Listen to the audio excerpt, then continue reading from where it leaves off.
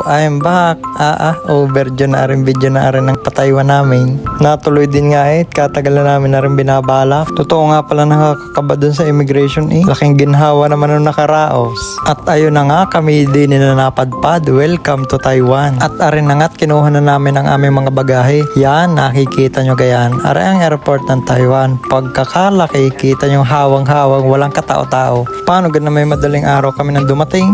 At nagpapalit na nga ng kwarta na kami na may magastos din Maya-maya pa ngayon sumubok na kami kung siswertehin din sa dalaki lang. Kami nag-register lang bago kami dumating din Kaso hindi nanalo. Sayang din Hayaan na. Mahalaga aray. Nakita namin ng pagkakalaking melting aray. Kaso hindi mo aray mahihigaw.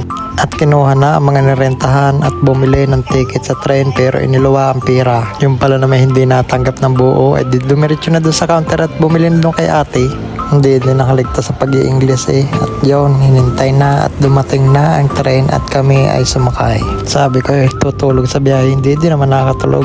Siguro mga 40 plus minutes kami na andun na sa Taiwan. Mali, sa Taipei main station pala.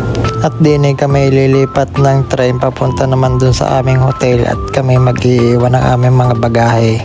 Talagang malayo-layo din ang lakad at talagang pagkakabigat na rin hinagda na. Mayroon naman palang elevator hindi naman nakakita. Lasa ko'y pinagpawisan demis kay malamig.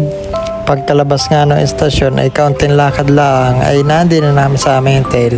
Yan, pakita mo na ang paligid. Yan yung rainbow na sikat. Yun, nandun yung aming hotel pero hindi na namin ipapakita. Aray ang estasyon, hindi na kami nagmula. Yun lang. Okay, hanggang dito na lang muna. Bye-bye. Ciao. Ciao.